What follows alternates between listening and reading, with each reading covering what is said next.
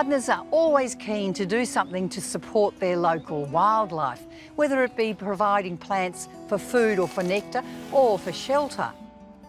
But what if you haven't got a garden? Well, don't worry, it's dead easy, and I'm going to show you how to do it in a pot.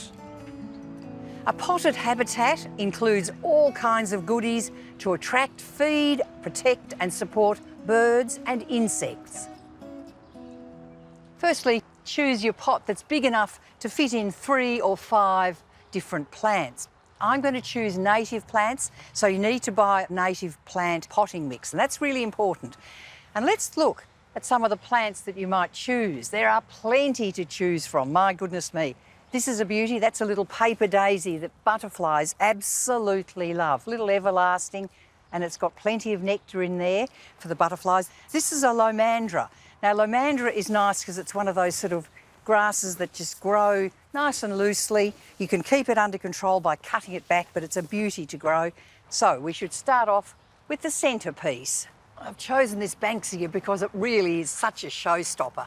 It's Banksia blechnifolia, and it's a prostrate banksia. It doesn't get much higher than that, and it just spreads out, and even the flowers, when you see the banksia flowers, they're right on the top of the soil. They're lovely.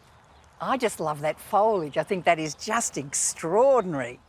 Mind you, you don't have to have plants that have real show-stopping flowers. You can have smaller ones, like this one. It's a Conostylis that has these little sort of balls of flowers, and insects really go for this plant. In fact, small insects usually go for small flowers, and that's why this little Conostylis is a beauty. But I also like it because of its grey foliage. Anything that's grey I really enjoy because it stands up to the sun, it's nice and hardy.